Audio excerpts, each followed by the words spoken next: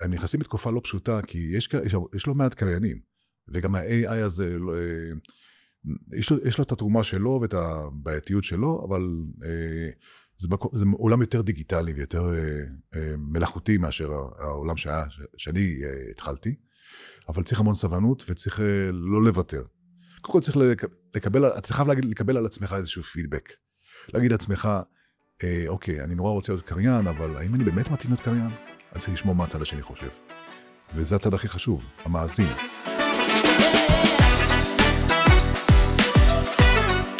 ברוכים הבאים לעוד פרק בפודקאסט אתה עובד עליי? הפודקאסט שיחשוף בפניכם את כל העבודות הכי מוזרות והכי לא שגרתיות שתמיד רציתם. או שלא. אני שנל דונדיש ואני מזמינה אתכם להצטרף אליי למסע בעולם התעסוקה שלאו דווקא הכרתם. תעקבו, תשתפו ובואו נתחיל. שלום וברוכים הבאים לעוד פרק ב"אתה עובד עליי", והיום איתנו כאן אייל גלברג. שלום, שלום וברכה. היי, מה שלומך? נפלא, אני פה, אז כיף לי. לפני שאני ככה מציגה אותך ואומרת מה אתה עושה, אתה רוצה לעשות לנו? מאיפה אנחנו מכירים אותך? יש כל מיני דברים קונקרטיים, כמו למשל, נחשוב על משהו. נוסעים נכבדים, שימו לב. חובה לתקף את הרב-קו בכל נסיעה, כולל בעלי מינויים. זה דבר קטן. יאללה, אני שומעת את הסטורם הזה כל כך הרבה פעמים ביום, באמת, אפילו בדרך לכאן, כאילו, נסעתי בתחבורה ציבורית, ואמרתי לעצמי, כאילו, שמעתי אותך מן הסתם, אמרתי לעצמי, איזה מגניב, כאילו, איזה מגניב. אתה יוצא לך לנסוע בתחבורה ציבורית ולשמוע את עצמך? קודם כל, אני חייב להגיד שקריינים, בלי יוצא מן הכלל, וכולם יסכימו איתי, רגילים לשמוע את כולם. רגילים בטלוויזיה, ברדיו, גם באינטרנט וגם בתחבורה ציבורית, מי שעושה את זה כמובן. אני די רגיל, אפילו אשתי, שנוסעת כל הזמן בקווים של דן, כבר נמאס לה אפילו, אני חייב להגיד, נמאס לה שהיא שומעת אותי, כי גם בבית וגם באוטובוסים וגם ברכבת הקלה, מה עדיין, זה יותר מדי. אפשר להגיד שאתה האומן הכי מושמע בישראל?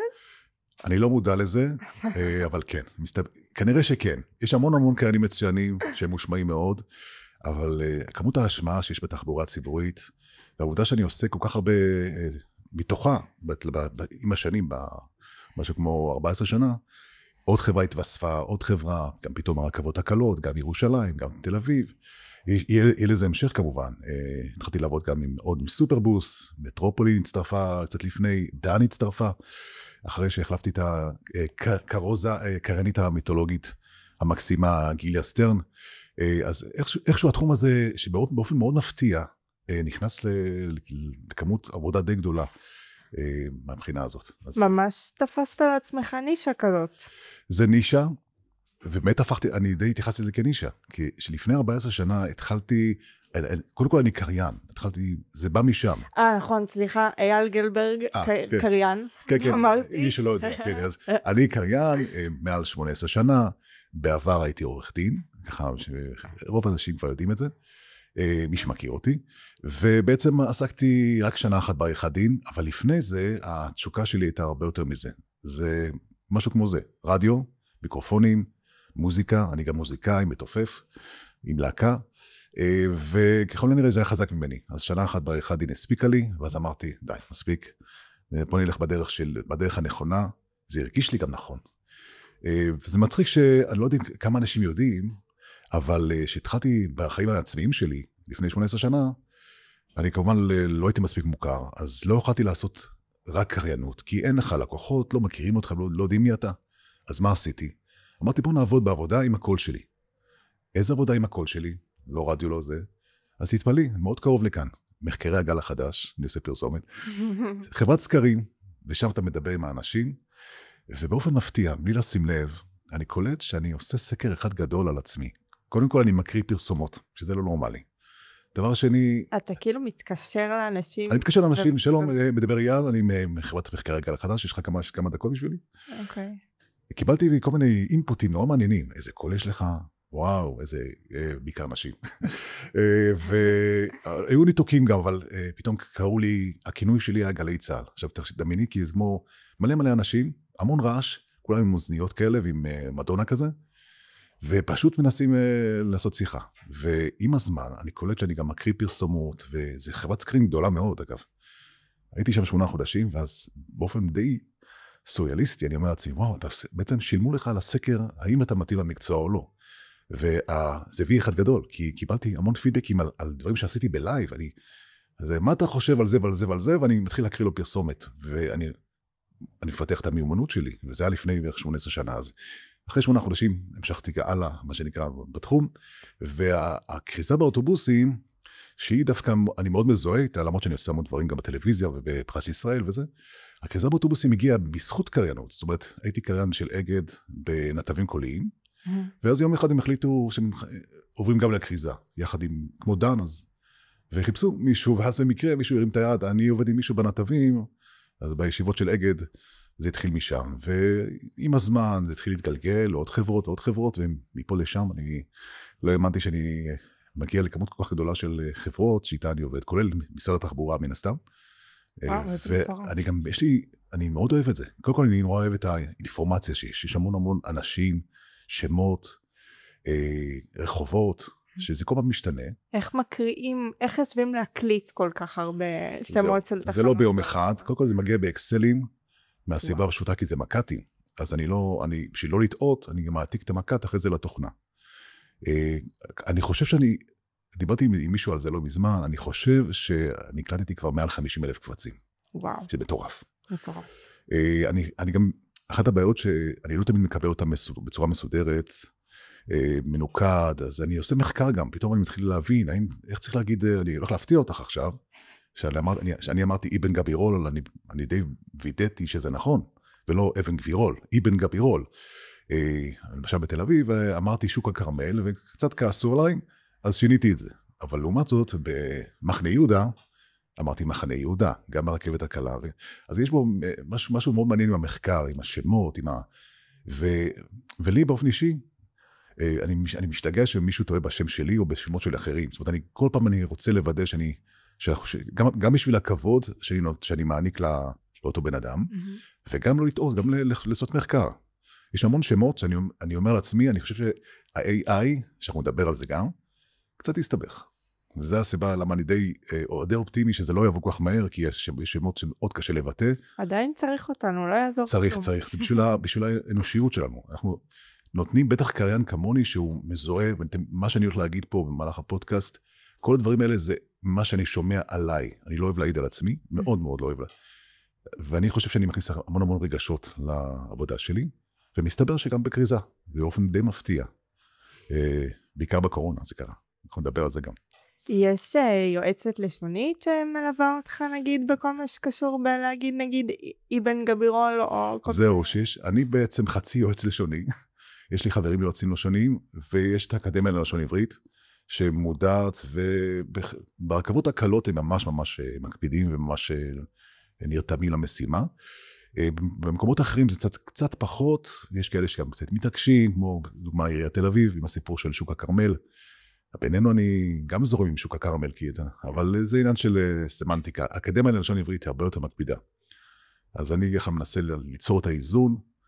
יש מקומות שאתה אומר חיים, יש מקומות שאתה אומר חיים, אז צריך לשים לב מי האישיות. וזה מה שאני עושה את זה מרתק נורא. ואגב, אני יכול לספר לך שבטיק טוק, לא פעם ולא פעמיים אנשים יראו לי על איזושהי טעות, וביררתי את זה ותיקנתי את זה. עד כדי כך זה חשוב לי. באמת הטיק טוק הגיע, תקן אותי אם אני טועה, באזור הקורונה, עם הסליחה מסכה? בדיוק. הטיק טוק הגיע מהסליחה מסכה, מהעובדה שאני, הבת שלי הייתה לה, יש לה חשבון טיק טוק, והוא השתנה מאז שהיא נכנסה, זה היה פעם ריקודים וזה, ויום אחד אני מקבל איזשהו הודעה באינסטגרם, בוא תראה מה עשו עם הקול שלך. מה זה היה? סליחה מסכה. אגב, זה היה במקרה משהו שעשיתי לאגד, פשוט האגד רצו את הקול שלי בסיפור הזה, וגם הייתה קריינית שעשתה את זה, אבל משום מה, הקול שלי תפס יותר, הם התחברו יותר, אמרתי לך, זה משהו יותר אנושי. בחור נחמד מאוד, שהחליט אמר לי שהוא היה משועמם מאוד בלילה, החליט להשתמש בקול שלי ולעשות איזשהו משהו בטיקטוק. אגב, אגד שמו את הקול שלי בטיקטוק, שזה גם צריך ראוי להבין. זה לא שלקחו את הקול שלי או גנבו אותו משהו, פשוט שמו את הקול שלי, ומשם זה נורא התגלגל. והייתי בהלם. פתאום אני שומע מוזיקה, כזה, סליחה, מסכה, אין מקום. הוא עשה שינוי גם, הוא עשה איזשהו עיוות, הוריד את המינה, אין מקום לקורונה, משהו כזה, הוא עשה איזשהו משהו נורא נחמד, ואנשים התחילו להתלהב מזה, והתחילו ככה לרקוד וזה, ולקח כמה חודשים עד שאני הבנתי שזה קורה. וכשהבנתי, אז הבת שלי אמרה לי, יאללה, לך תפתח חשבון, תגיד מי, תספר מי אתה, שיכירו אותך. אז עשיתי את זה. ואני חושב ששארתי את הלינק הזה של הסרטון הראשון, בין הראשונים, שאני בא ואומר, מה, אתם לא יודעים מי אני? וסליחה, מסכה, ואז זה הייתה התפוצצות. זה היה כאילו סוג של מפץ. אתה הופך לכוכב טיקטוק. מה זה כוכב טיקטוק? טוב, באמצע החיים. זה פתאום הפרצוף מתגלה, הכל מאחורי המסכה, מה שנקרא. אגב, זה רעיון טוב להופיע בעוד איזה תוכנית. ממש, לא הייתי מוכן לזה. לא חשבתי שזה יהיה כזה רציני, מה, אני הכרוז באוטובוסים, וזה, גדלתם עליי 10 שנים, לא היה לי מושג שזה הולך להיות ככה, ומפה לשם מעל 1,000,000 צפיות, מעל 90,000 לייקים, משהו לא נורמלי, אני גם ראיתי שגם בתקופה הזאת גם הטיק טוק היה עוד די חדש, האלגוריתם היה הרבה יותר סלחני, היום זה יותר קשה, היום אני מרגיש שאני לא פשוט כמו פעם, אבל זה היה ממש מפץ גדול, כל דבר שהייתי עושה, זוכה לעשרות אלפי לייקים, לא מדבר על צפיות, וסתם הייתי הולך לחמותי ובא עם המיקרופון שלי, כי בהתחלה גם אנשים אמרו, מה זה לא הקול שלך, וזה אתה סתם משתמש במיקרופון, וזה היה נורא מצחיק עד שפגשו אותי פייס טו פייס. ומה שיפה, זה, אני חושב שפתאום נהניתי ממשהו אחר, משהו שלא הייתי רגיל אליו. פתאום יצאתי להיות מפורסם, היום זה קצת פחות, אבל למרות שאני אומר את זה, פתאום למחרת מישהו ניגש אליי ואומר לי, אתה קריין וזה. אנשים מזהים אותך ברחוב. אנשים מזהים אותי ברחוב, אנשים מזהים, ויודעים מי אני, גם קיבלתי איזושהי יראת כבוד מהארגון קריינים, מכירים אותי, יודעים מי אני, כי נורא כיף לקבל הכרה, שזה משהו מאוד נחמד בתחום שלך, ואני נורא מזוהה עם זה, אבל יותר מזה הייתי מגיע למקומות כמו בתי קולנוע, או משחק כדורגל, והייתי מקבל ממש כבוד כזה, וזה מוזר, ולא הייתי מוכן לזה. לא הייתי מוכן לזה סלפים עם ילדים, או נוער, ומבוגרים גם, הייתי ברחוב, נקשה לה אישה מבוגרת, אמרת לי, אני מעריצה שלך. איפה זה בא? לא הבנתי. נורא משעשע. ויותר מזה, גם היו מלא בקשות להקליט, הקדשות לימי הולדת, וזה התחיל בצורה מטורפת, ואז בשלב מסוים אמרתי, אני חייב לעצור את זה קצת, או לקחת את זה תשלום סמלי, למעט מקומות כמו חיילים, או כל מיני בתי ספר לקולנוע, או מגמות לקולנוע, הרבה אנשים מסם שפיגל למשל, קיבלו את העזרה שלי, במיוחד אם היו צריכים את התחבורה הציבורית. אז נרתמתי, אני יודע שאולי יום אחד מישהו שם יהיה אולי במאי גדול, מפיק גדול, שיכול לעזור, לקדם ולזכור הוא עזר לי, אני אעזור לו עכשיו. אני מאוד מאמין בקרמה אגב. וזה כל התהליך הזה שקרה עם הקורונה, זה היה תהליך נורא רוחני. כתבתי בתחקיר, שאני אדם רוחני שעשה ויפאסנה, וחווה את התהליכים עם עצמו, ועשה שינויים שמאוד מאוד השפיעו עליי אחר כך, בשמחתי הרבה בחרתי בדרך הנכונה מאוד של המקצוע הזה, שהוא באמת לא היה ברור, אף אחד לא הבין מה זה קריין ומה הוא עושה. והיום אני גם מכירים אותי בגלי צהל, ואני עושה גם, אני גם לפעמים גם משתתף בכל מיני קורסים לקריינים, וכאורח, וקצת מדבר על העולם של הקריינות, מהכיוון שלי, וזה מאוד כיף, זה מאוד מפתיע שזה הגיע למצב הזה. אז כנראה משהו שאתה מאמין בו, ואתה חי אותו, וזה התשוקה שלך, אז זה הולך לשם. זה פשוט הולך לשם. בוא נלך שנייה אחורה. אוקיי, יש אפקט, תוסיף אפקט. בעצם אבא שלך רצה שתלך ללמוד משפטים, והלכת ללמוד משפטים. אני חושב שזה לא רק אבא שלי, זה גם כל משפחה, כי יש לי משפחה של עורכי דין, ויש לי גם שופטים. היה לך מסלול. היה מסלול, וזה, הייתה שיחה כזאת בין אבא לבן, של אבא שהיה איש מכירות, זיכרונו לברכה, הוא נפטר, אחת הסיבות שגם עשיתי שינוי כזה, זה שהוא נפטר, אז הוא נורא השפיע על החיים שלי, ואמרתי לעצמי, אני לא יכול לוותר על החיים, ועל הדברים שאני אוהב, חיים קצרים מדי של לוותר על זה.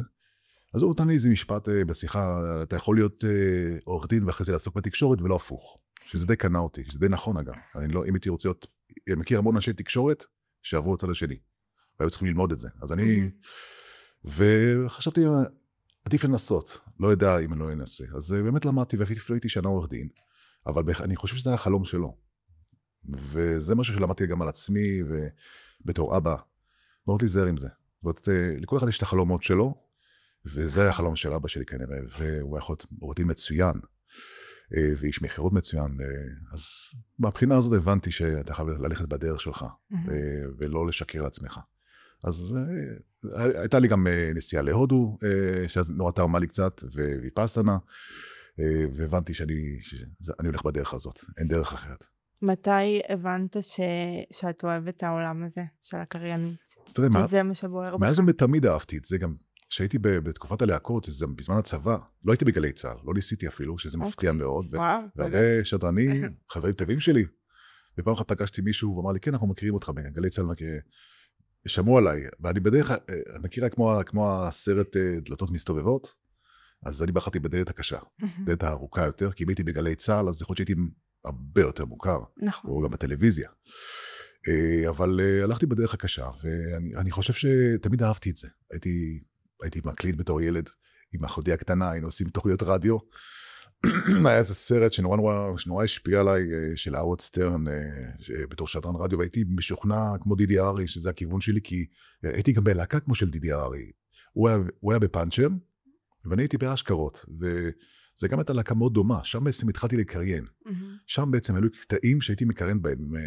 מוזיקה אלקטרונית, תחשבי לפני מעל 20 שנה, אז מוזיקה אלקטרונית היה משהו שהוא לא ברור עדיין, ופתאום שם תפסתי את עצמי ומתחיל לקריין. ולפני זה הייתי גם מתופף, זאת אומרת, העולם של הקריינות זה עולם נגינה. חייבים להבין שקריין טוב זה קריין שיש לו קצב. קריין טוב יש לו קריין שמנגן את המילים שלו.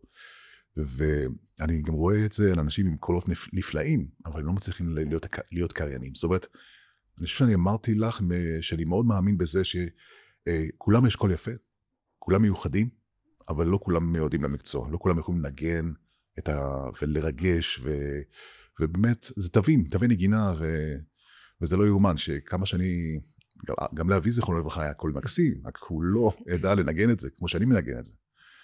ולכן אין ספק שזה ישב לי בפנים, ואני שמח שפשוט בחרתי בדרך הנכונה, קצת אמיצה הייתי אומר, כי אתה לא יודע מה יהיה מחר, אבל צריך להבין לא לחשוב יותר מדי קדימה, פשוט להתקדם ולנסות ולהאמין. כמה הכרת את העולם הזה כשנכנסת אליו? זאת אומרת, אתה אומר שזה היה גם באיזשהו מקום נורא אמיץ, כי אתה לא יודע מה יהיה מחר, אז היה לך אנשים כזה שהסתכלת עליהם, אמרת, אוקיי, אני רוצה או יכול להיות כמוהו, או שהרגשת שזה כזה out of nowhere כזה, שאתה צריך עכשיו להמציא את עצמך, כי מה זה בכלל להיות קריין? כן, קודם כל, כמו שאמרתי, גלי צהל, ויש שם מלא קריינים שאני הכרתי מאז בזמנו, וגם האינטרנט בזמנו היה בחיתולים שלו, זאת אומרת, הכלי המדהים הזה, שקוראים לו אינטרנט, והכלי המדהים הזה שנקרא וידאו, זה הכלי שבעצם פתח לנו את הדלתות בעצם. ברגע שהיה צורך בוידאו, אם זה באתרי אינטרנט, אם זה ביוטיוב, פתאום העולם של הקריינות נהיה הרבה יותר ורוד, כי למה צריך קריין? בשביל שיתאר משהו, נכון? אם זה לתאר את האתר או לתאר את המוצר, אם זה לשים את זה בפרסומת ממומנת, וזה מה שעשה את המהפכה, וזה משהו שאני לא כל כך חשבתי עליו, כי הייתי בטוח שאני הולך לכיוון של, אני אהיה שדרן רדיו, עבדתי ברדיו חיפה אחרי הצבא, אני גם הייתי מדריך בצבא, בטכני, ושם בטלפון הירוק הייתי מתקשר, או מדבר עם אנשים, אומרים לי, מה, אתה נשמע כזה? וואי, זה רדיו. ואני אומרת, לא, זה לא, קו הירוק, כאילו, הטלפון הירוק זה לא גלי צהל. הפידבקים שקיבלתי, זה העיר אותי קצת. כי אמרתי לעצמי, וואי, אתה צריך לשים לב מה אנשים אומרים. זה לא סתם. אתה ממגנט אנשים, משהו עם הקול שלך, לא בהכרח הרדיופוניות, אני לא אוהב שאומרים רדיופוני, אלא זה הכל, זה מכלול של דברים.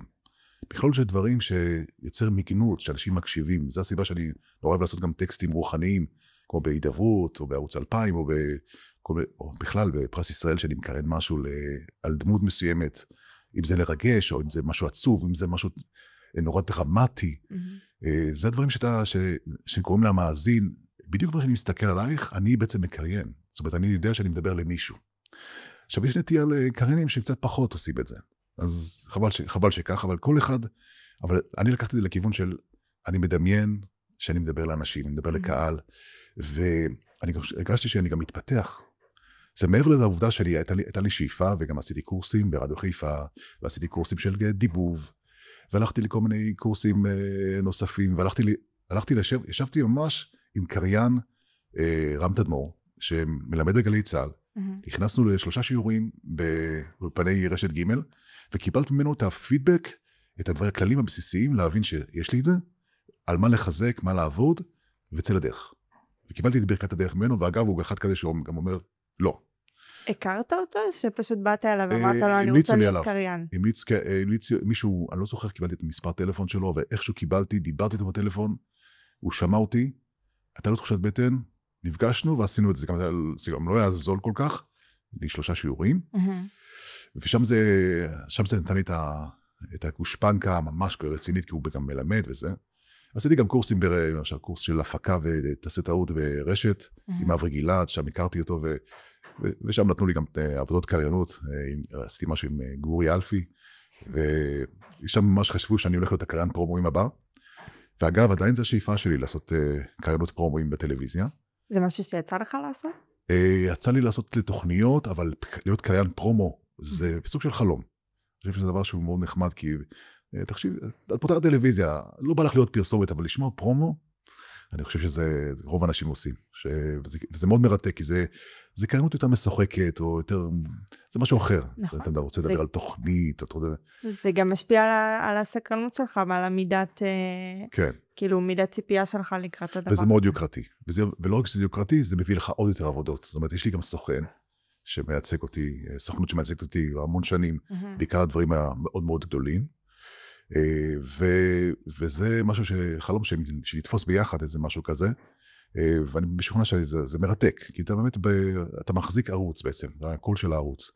אז אני מקווה שיום מן הימים זה יקרה, שאני אעשה את הדבר הזה, אבל אין לדעת, זה כמו אותו חלום של לעשות את בקרוב, בקולנוע, הדברים האלה, שזה כל כך הרבה, שיש לא כל כך הרבה, אבל איזה 3-4 קריינים שתפסו את זה, וקשה להחליף אותם, כי באמת כבר מכירים אותם ויודעים טוב מי הם וזה לא פשוט, כל החברות ההפצה. אבל גם זה. אז מצד אחד, אתה אומר שזה מקצוע שהוא היה כזה מאוד מפחיד, כי אתה לא יודע מה יהיה מחר, ומצד שני, ברגע שאתה תופס נישה מסוימת, לצורך העניין תחבורה ציבורית, או קולנוע, או כן. פרומו, או כל דבר בסגנון, אתה בעצם נשאר שם תקופה. אני חושב שזה לתפוס, זה לא לתפוס נישה, זה גם להיות מזוהה משהו, שהקול שלך מזוהה משהו. הרבה אנשים יודעים טוב מאוד הקול של התחבורה מתאים גם לדברים אחרים, למשל לסרט תדמית, יצא לי לעשות המון סרטי תדמית, בכל מיני סוגים, גם בתחום הנדל"ן, גם בתחום התחבורה, גם דברים מאוד מאוד רגשיים, למשל זקה, סרטונים מאוד מאוד קשים, אז ברגע שהקול שלך מתחיל להיות מוכר, אז זה תג מחיר. וגם בעולם של ה-AI, לשמחתי הרבה, אני יודע שמקווה מאוד שאולי יום מן הימים, אולי הקול שלי יהיה סוג של פטנט, נקרא לזה בזהירות כמובן, שיהיה מזוהה משהו שאני יודע שאסור להעתיק אותו, אסור להשתמש בו אפילו משהו דומה לזה, כי אז אתה אסור להתאבע. יש לו זכויות, אז אני גם מאמין שיום אחד אולי הקול שלי גם יהיה ממודל במידה זו או אחרת, כי זה יותר נוח, כי זה אולי זה סוג של ביטוח, אולי בעתיד יהיה קל מאוד לעבוד בצורה הזאת, אולי זאת תהיה הדרך הזולה, מי שרוצה את הקול שלי בצורה יותר ממוחשבת, או להשתמש בי או שיש יותר תקציב. אני חושב שזה ירים את הקריינים, האומנים, שבאמת נותנים ערך מוסף, ש-AI לא יכול לתת, גם אם הוא ממש יהיה טוב, מהבחינה הזאת. זה מעניין, כי אותו אינטרנט שעזר לך בהתחלה, כאילו יותר לגלות ולחקור ולזה, אותה טכנולוגיה. נכון. עכשיו באיזשהו מקום בא ומאיימת עליך. היא מאיימת, הרבה אנשים מאוד מפוחדים, אני יודע שבהתחלה קריין היה חייב שיהיה לו אתר אינטרנט, באמת הוא שם עבודות, אנשים נכנסים, אני יכול לספר סיפור מצחיק, שבשנה הראשונה שלי, קיבלתי טלפון מבחור בשם אריק, ואריק אמר לי, שלום, אני מדבר אריק, ואני משירות בתי הסוהר. מה קשור, מה עשיתי? לא, הכל בסדר, אני משירות בתי הסוהר, אבל אנחנו ממש נדלקנו על העבודות שלך, ראינו באתר, ואנחנו רוצים לעבוד איתך. עד היום אני עובד איתם, אגב. עד היום עושה איתם דברים משוגעים, וזה בגלל האינטרנט. האתר האינטרנט זה דבר נורא חשוב. היום, קצת פחות אני חושב, כי היום גם הרשת החברתית זה משהו שאני משתמש בה. יש לי אתר מן הסתם, אבל גם פחות, אני חייב להתוודות, אני פחות בפייסבוק, מאז הטיק טוק, אני יותר אינסטגרם. אני אגלה לך סוד, אף אחד כבר לא בפייסבוק. רק אנשים מאוד מאוד מאוד מאוד מאוד, לא אגיד, סקנים. כן, לא, אני אגיד לך מה טוב בפייסבוק, זה הקבוצות המקצועיות, למשל אני חובב קפה, אז יש לי קבוצת כאלה, שמבינים בקפה. אבל לפני הפרק אמרנו שקפה זה לא טוב. נכון, אבל... אמרנו, אייל הסביר לפני הפרק, שבעצם קריינים משתדלים לא לשתות קפה, כי זה כזה מייבש את ה... נכון, ואם שותים, אז לא נוהגים. אם שותים, אז אם לא שותים קפה, שותים המון המון מים. כי קפה מאוד מייבש, וצריך לשים לב לזה, כי זה אחת הבעיות שאתה אחרי זה מתחיל כבר ממש לקחקך וזה. ועזבי שאתה מדבר המון, בדרך כלל בתוכניות הרדיו ובכלל בעבודות, אתה שם לב שפתאום אתה מתחיל לצקצק אפילו. יש רעש כזה של יובש, הלשון מתייבשת, השפתיים, זה כבר רעש של שיניים כזה, זה נורא בעייתי, ולכן אני מאוד נזהר, אם אני שותה, אני מאחרי זה כמה כוסות מים, וממשיך לעבוד, כי זה אחרת נורא בעייתי. כמה שזה נורא חשוב, ולהתעורר וזה, וכיף, וממש ככה. אז אם תראי אותי שותק את ההפוך שלי, או את הזה, זה יהיה אחרי העבודה, כנראה. ממש. אתה יוצא מאותה חברת סקרים שסיפרת עליה קודם, ומה אתה עושה? לאן אתה הולך? החלטת שאתה רוצה להיות קריין? אז קודם אני בונה אתר. אני בונה אתר, ואחר להודות שהצלחתי להתחבר לאיזושהי תחנת רדיו, ולעשות פרסומות גם בעלויות נורא נורא נמוכות, ככה זה מתחיל, אתה לא יכול לדרוש כסף. אז יש איזו נטייה, עד היום יש קריינים שעובדים ישירות מול התחנות, ועושים את הפרסומות האלה של היותר זולות, או כדי לחסוך, לא לעבור דרך משרדי פרסום, או דרך הלקוח עצמו. אז התחלתי עם זה, וגם היה לי פתאום כלים להראות, פתאום היה לי חומרים, ומפה לשם גם שירות בתי הסוהר, מה שיכולתי להראות. מה מקריינים בשירות בתי הסוהר? וואו, יש משהו שאני יכול להגיד לך שהוא מאוד גדול, שזה היה כבר בשלב יותר מתקדם של העבודה איתם, עשינו סרט שגם שילמו לי על כל הזכויות, על אייכמן, על ההוצאה להורג שלו, ואני הייתי הקריין, ואני גם דור שלישי לניצולי שואה, הייתי הקריין, זה בעצם סיפור על אותם מוציאים להורג, שסיפרו את החוויה הזאת של אייכמן, ואחרי זה גם הזמינו אותי להקרנה של זה, בנוכחות הנציב, וזה היה מטורף. ואני סיפרתי לנציב שאני, בקול שלי, גם עזרתי מה שנקרא להוצאה להורג שלו. זה לא נורמלי. זה להכיר את האנשים האלה שחלקם נפטרו, חלקם היו בחיים, ולדעת את החוויה שהם חוו בדרך, מה שקרה, בדרך תלו אותו אחר כך, ואחרי זה שרפו אותו, ואז הבנתי גם שמוב התרגשות הוא נפל לפני ששרפו, הוא נפל להם מהידיים. בקיצור, זה סרט שאפשר לראות אותו עדיין, לדעתי הוא מופיע בימי שואה, בטלוויזיה ועוד מקומות, שווה מאוד לראות זה חוויה מטורפת. אז זה משהו דוגמה שעשיתי, אבל יש שם יחידת הפקה לא קטנה, שלא הייתה מביישת אף בית הפקה או ערוץ, שעברה התגלגלות עם האנשים כבר, חלקם אחד נהיה כבר דובר שב"ס, וממש היה חיבור טוב, וזה כיף, כי אתה עושה דברים על יחידות מיוחדות, ופתאום יש לך איזה, פעם אחת עשיתי אפילו הנחיה של איזה טקס צוערים, פעם אחת עשיתי לצערי הרב טקס עצוב של אסון הכרמל, ששם הייתי חלק מהסיפור הזה, בהקראה של היזכור, אז אתה חווה, אתה ממש חלק מזה, ממש חלק, זה תהליך שעברתי איתם, כמו שאמרתי כבר, מאז שהתחלתי בשנים הראשונות שלי כעצמאי, מ-2007, וזה לא יאומן, אז מסתבר שיש הרבה דברים, הם מאוד מסודרים, גם מבחינה תקציבית הם מאוד מסודרים, כי הבנתי שבניגוד למשטרה, לצערי הרב, שעדיין שם לא מסודר, שם מאוד מסודרים, והם כפופים בעצם נדמה לי לאגף הגדול יותר, לביטחון לאומי, או נקרא עכשיו לביטחון לאומי. אז גם שם היה לי, או משרד ראש הממשלה, אז גם שם היה לי כמה עבודות, אבל בעיקר אז עבודה איתם, הייתי גם פעם אחת הלכתי לבקר גם, באיזה בית סוהר נחמד, אני מכיר את כל נחמד, תרצה, יש מקומות יותר טובים, אבל יש שם ממש, את רואה שם חדרי עריכה ומצלמים, ופשוט מדהים הדבר הזה. בעצם כשאתה מקריין אליהם או לכל מקום אחר, אתה עושה את זה מהבית, או אתה עושה את זה כאילו אצלם? מה שאת אומרת זה מאוד מעניין, כי היום, קריין שמכבד את עצמו, חייב שיהיה לו אולפן.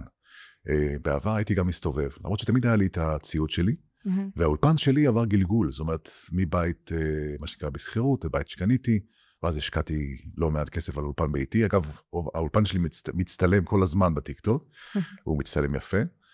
חלק אמרו לי שהוא נראה יותר, הוא נראה גדול, אבל במציאות הוא יותר קטן. הוא באמת קטן וחמוד. הייתי שמח אם זה היה יותר גדול, אבל בסדר.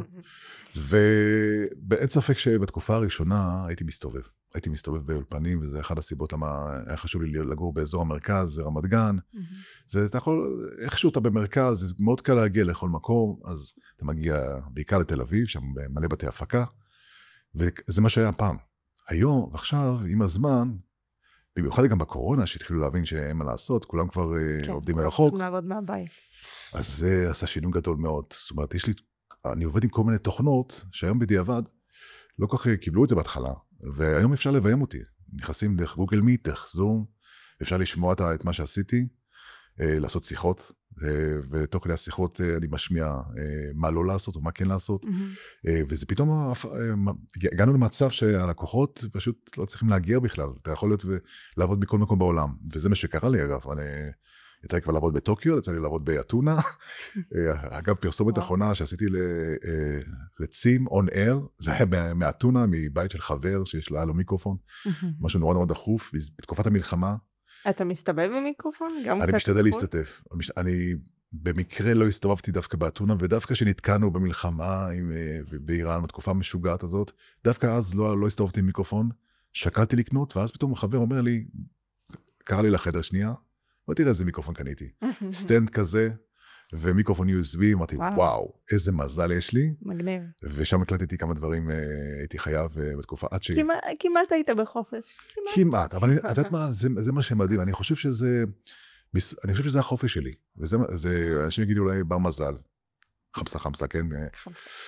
אבל ככה, אני באמת מרגיש שלפעמים לא עובד, זה חי את זה, זה חלק ממני, ואני יכול להגיד שנכון, שאתה מקליט בתחנות וקווים, ואם יש לך נניח 2,000 כאלה, אז זה לא פשוט. זה לא, אני מודה ומתוודה, יסלחו לי כל החברים שעובדים איתי, זה לא הכי כיף בעולם להתחיל להעתיק ולהדק כל כך הרבה קבצים, אבל אם היא תרואה אותי עושה את זה בשלב מסוים, זה כבר אוטומטי כל כך מהר, ופעם אחת עשיתי סרטון כזה מצחיק, שרואים אותי עורך אחרי שאני מקליט, אז זה הדברים הפחות כיפים, אבל עדיין, אני מרגיש שזו עבודה באמת מיוחדת, זאת אומרת, היא חלק ממני, אני כל הזמן מתפתח, אני לעולם לא אגיד שהגעתי לנחלה שלי, שהגעתי למקסימום, אין דבר כזה. זה כל פעם, זה תהליך, זה דרך שאתה עושה עם עצמך, הולך, לומד על עצמך, משפר כל הזמן, משתדל להיות צנוע כמה שאפשר, והסיפוק הוא בלתי רגיל. ומה שבעצם מניע אותי כל הזמן זה התשוקה. זאת אומרת, בעריכת דין לא היה לי את זה. בעריכת דין אולי הייתי בבית השיער שלי, אם הייתי ממשיך לעבוד בתחום. ומה התמחית בעריכת דין? זה מצחיק להגיד את זה, אבל תחום שהוא קצת קשוח, הייתי אומר, מוניציפלי, וארנונה, וקצת היה לי תעבורה על הפרק, והבוס שלי, שהוא עדיין עורך דין, לפעמים אני כמעט משוכנע, הייתה לו תשוקה, הוא כל כך התלהב מהמקצוע ומהתחום שלו. אז אמרתי לעצמי, אוקיי, תראה איזה מעניין זה. תראה אותך עכשיו, וזה בדיוק, זה same, רק מקצוע אחר. same, אנחנו אומרים, but different, כמו שאומרים בתאילנד. הייתה לו תשוקה. יכול להיות שאם הייתה לי תשוקה כמו שלו, אז זה מעולה. אז מה המסקנה? המסקנה שהגעתי אליה, שאתה חייב, שיהיה לך בעבודה שלך תשוקה, אחרת אתה לא קיים. אתה צריך להגיע למצב שאתה בעצם לא עובד, שזה חלק מהחיים שלך.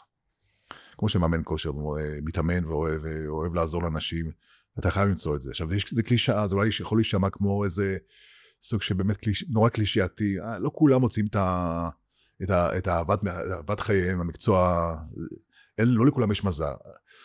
לא יודע. ניסיתם? תתעקשו.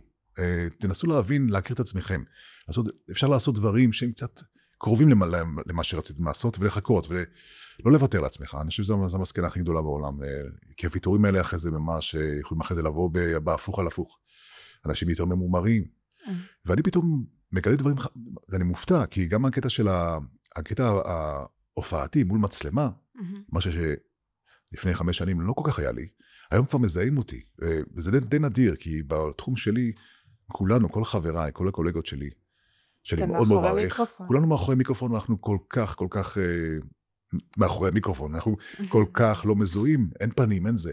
אז פתאום, אתה רואה, עם הסליחה מסכה, זה גרם לי, הביא אותי לתוכניות בוקר, ופתאום הייתי בערוץ 12 ובערוץ 13, ומזינו אותי לתוכניות של שעה שעונים, הייתי באחוזון העליון לפני שנה בערך, בכאן. כמשתתף? כמשתתף, ושם נכנס הקטע של התחנה הבאה, אחוזון העליון, כך מצחיק אותי, זה מעצבן אותך? שחר חסון היה מנחה שם, הרג אותי מצחוק. זה מעצבן אותך שאנשים כל הזמן מבקשים לך לעשות, גם אני אגב בתחילת הפרק ביקשתי תעשה.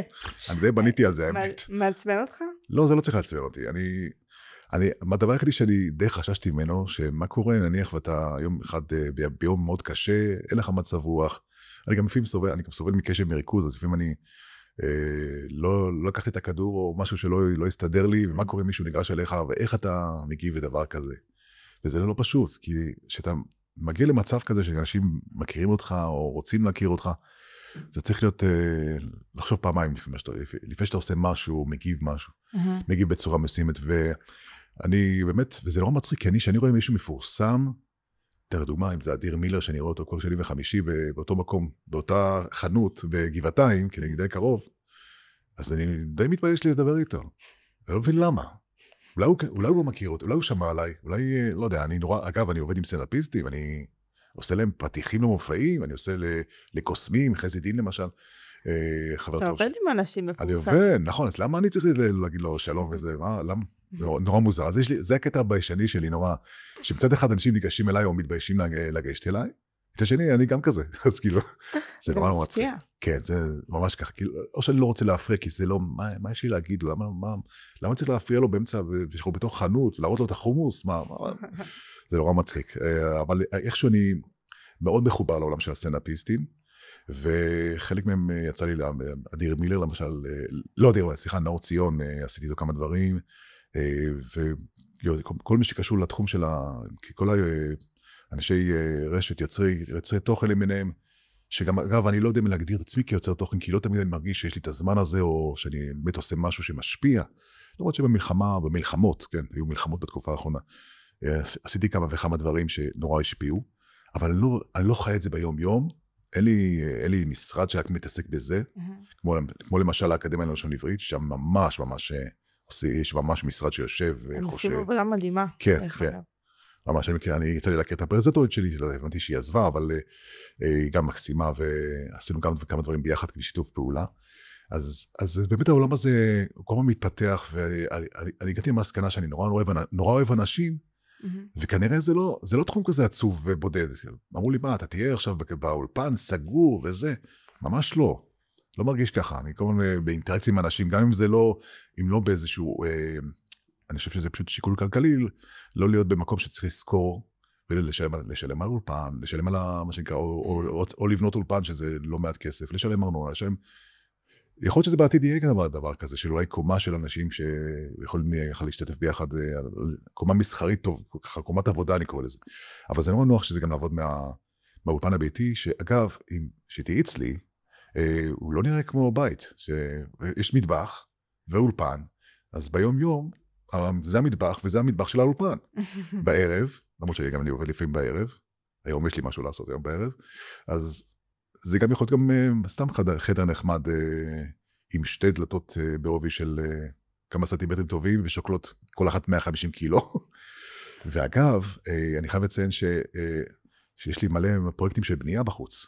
לשמחתי הרבה אני לא שומע אותם. וואו, בעייתי. זה בעייתי בתקופה הזאת, נכון. זה אחד הדברים שבעייתי ולא בעייתי. זה נחמד מאוד שאין לך את הרעש הזה, אבל בתקופת המלחמה עם הזעקות, אני הייתי בסוג אחר של קשב, גם מישהו פותח להזהיר אותי, או אפליקציות, אז זה לא פשוט. לא פשוט, אין ספק. ממש כך. אתה מרגיש שגם היום, למרות שאתה כבר קריין מוכר, ועובד בתעשייה הרבה שנים, אתה צריך להמשיך לעבוד, וכאילו ליחצן את עצמך? פחות. בשנה הראשונה, אם אנחנו חוזרים אחורה לשנה הראשונה שהייתי בסקרים, אז רוב הדברים שעשיתי זה שיווק. הייתי מתקשר. עכשיו, נורא מצחיק.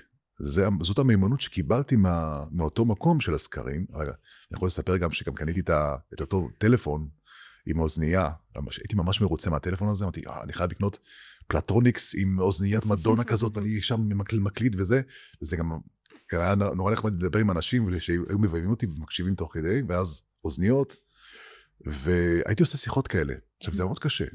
לא שמעו עליי, לא ידעו עליי יותר מדי, היו גם כאלה שנכבדים אליי. התקופה של באמת בוא נשווק את עצמך, מעבר לאתר אינטרנט, זה גם לבוא ולהציג עבודות, לדבר, השיחה בטלפון מאוד, מאוד עוזרת, זה לא מישהו זה לא איזה סוכן, ואני זוכר שגם ניסיתי לפנות לסוכנים בהתחלה, זה היה מאוד מאוד קשה.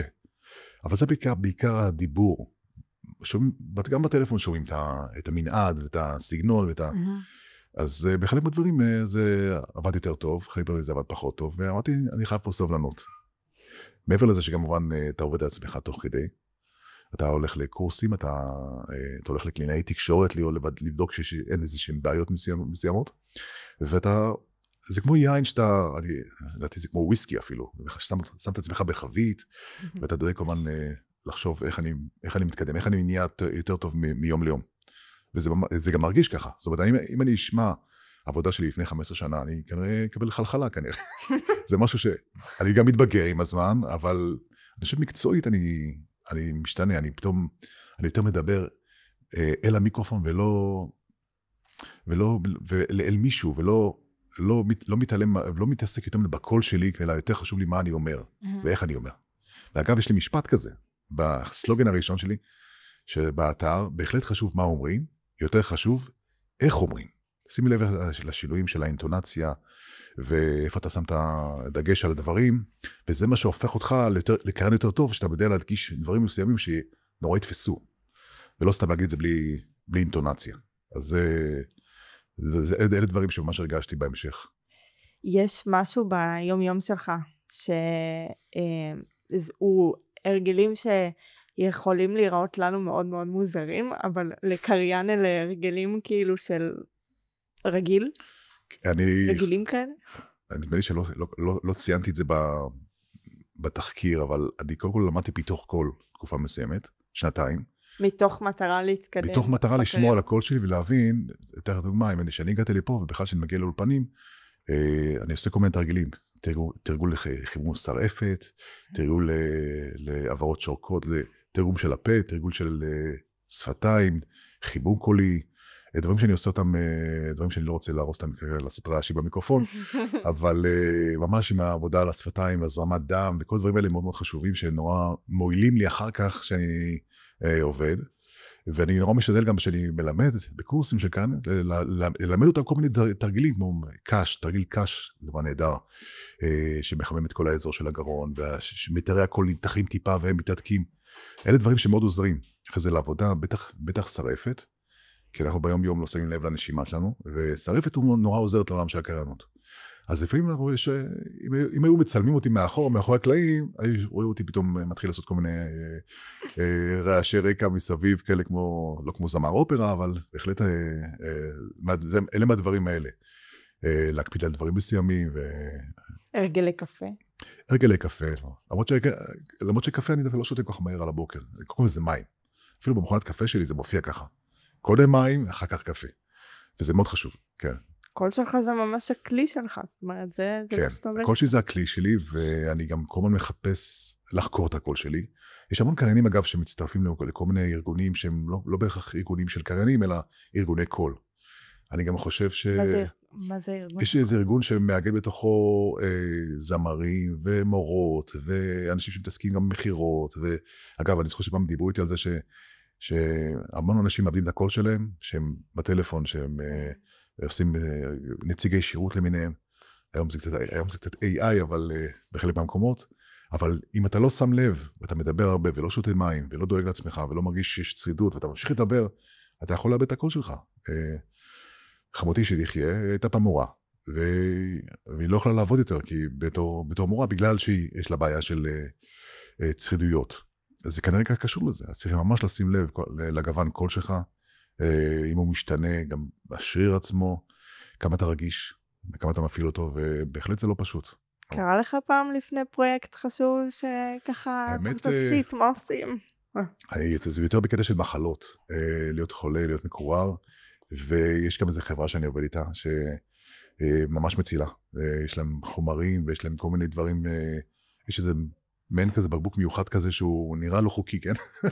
אתה נושף ושואף, עם מים חמים, קצת איזה, עושים איזשהו חומר מאוד טבעי, ושהוא קשה מאוד לבליעה, אבל אתה משתמש בזה גם לחימום, בדיוק כמו קש, וזה עושה פלאים לקול שלך, זה סוג של תחזוקה. אתה חייב להבין שאנחנו בעצם אתלטים של קול, ואם אנחנו נשמור על הקול שלנו, אז כמו שאתלט שמתכונן למרתון או לריצות קצרות, הוא חייב שהשריר שלו יהיה בכושר. ואני מודה שלפעמים שאתה לא עושה הרבה זמן, אתה מרגיש לו חלוד קצת. אז חשיב, וזה לא קורה לי לשמחתי הרבה, אבל חייבים באמת לחשוב על הרוטינה, ויש רוטינות. אני לפעמים נורא אוהב לקחת שיר, לשמוע אותו ולשיר איתו, או לזמזם איתו. אגב, זמזום זה דבר מאוד מאוד מיוחד, כי הוא מחמם, ותיקח משהו שאתה מתחבר אליו, אז גם יהיה חימום רגשי, אז זה מאוד מאוד נחמד לעיסות, זה משהו שאנשים עושים לפני כדי להתחמם. אז אלה דברים שבאמת חייבים לשמור עליהם כל הזמן, אחרת אתה יכול לגרום לנזקים, וזה קורה, תשמעי, יש אנשים עם יבלות, עם בעיות מסוימות, שאפשר לפתור אותן, אז צריך לשים לב, זה נורא חשוב. אז אתה לא צועק בכביש, אני מבינה. אני משתדל, אומרים שאני בן אדם רגוע, אומרים, אבל לפעמים גם שאני רב עם אשתי, אז לא תמיד זה קורה, אבל אני משתדל מאוד מאוד לא לצעוק, צעקות זה דבר הכי גרוע שיכול להיות, אני גם משתדל לא לשתות מים קרים מדי, אני לא אוהב מים חמים, אני אתשתה את הקפה שלי שותה שהוא מתקרר טיפה, ויש סיבה לכך, אתה לא רוצה לפגוע באמת, לפגוע בקול שלך שהוא חם מדי או קר מדי, זה יכול לגרום לשינויים זה שריר הרי, מתארי קול הם שריר לכל דבר. אז זה דברים שאני שם לב אליהם, ואני מאוד אוהב מים פושרים, זה התרגלתי גם. אפילו בימים חמים אני ממש אוהב את זה. האנשים שצופים בנו עכשיו, וחולמים להיות אייל גילברג הבא, קריינים שככה עוד חוששים, או לא יודעים בדיוק איך לגשת, איזה טיפים יש לך לתת להם? המון סבלנות. אגב, זה שאלות שאני מקבל כל הזמן, אני גם, עוד לפני שהתפרסמתי כביכול, היו פונים אליי גם אנשים שהתחילו ושאלו שאלות, ופנו אליי, ואני נורא משתדל לעזור להם, בדיוק כמו שאני פניתי לקריינים, שאני התחלתי ממש בהתחלה. אני חושב שסבלנות זה הדבר הראשון. הם נכנסים בתקופה לא פשוטה, כי יש לו מעט קריינים, וגם ה-AI הזה, יש לו את התרומה שלו, ואת הבעייתיות שלו, אבל זה עולם יותר דיגיטלי, ויותר מלאכותי, מאשר העולם שאני התחלתי, אבל צריך המון סבלנות, וצריך לא לוותר. קודם כל צריך אתה חייב לקבל על עצמך איזשהו פידבק. להגיד לעצמך, אוקיי, אני נורא רוצה להיות קריין, אבל האם אני באמת מתאים להיות קריין? אני צריך לשמוע מה הצד השני חושב. וזה הצד הכי חשוב, המאזין. וזה מה שלי באופן אישי היה חשוב, אני קיבלתי את זה כבר מההתחלה, אז זה היה די ברור, אבל יש אנשים שלצערי הרב לא כל כך מבינים את זה. לא, זה חלום שלהם. הולכים לקורסים כאלה, והם חושבים שהם יקבלו את העבודה של החיים. לא כולם זה ככה. אז זה נורא נחמד לעבור את החוויה, אבל צריך להיות אמיתי עם עצמך וכנה עם עצמך, אם זה המקום שאתה רוצה להיות בו. ולא בהכרח בגלל הקול היפה שלך או לא, כי יש אנשים יש הרבה קולות יפים. אז יש כאלה שנשמעים צעירים, וזה מה שצריך. אני תמיד נשמע יותר פורמלי, אבל אני משתדל להיות יותר אמפתי, והאבאי כזה, אז לא תמיד אני מקבל עבודות. לפעמים זה נשמע להם כבד מדי, או נשמע להם בוגר מדי, אני מתקרב ל50 עוד מעט, חצי שנה, יש לי 50. וואו. אז צריך להבין שזה לא, אתה לא חייב להיות רדיופוני, אל תנסה להיות רדיופוני. יש הרבה אנשים שהם באמת, את שומעת אותם, שהם מרוכזים בקול שלהם. ואז יש להם פרסומות, שתמיד יהיה אותו דבר, תמיד יהיה עליות וירידות. לא, תחפש את עצמך בסיפור הזה, וזה מה שיפה, זה מה שהופך אותך בסופו של דבר להיות מעין voice actor, שזה מה שאני מגדיר את עצמי. אני חושב יותר שחקן קול, כזה שמתאים את עצמו, לא תמיד אני לא למדתי משחק, אבל על הדרך הכרתי שחקנים, ואני מרגיש שאני משחק קצת, נוטה לשחק עם הקול, ומדמיין שאני מדבר למישהו, או לאנשים, או אדם אחד, ולא להיות מה שנקרא, אחד שמקריא מהטקסט, ו-in a world, וזה, שהוא מאוד מנותק מהעם, מה שנקרא, מאוד להיזהר בזה, זה ממש דבר שהוא לא נכון, וזהו, ולזרום. אין לדעת מה יכול להוביל מחר.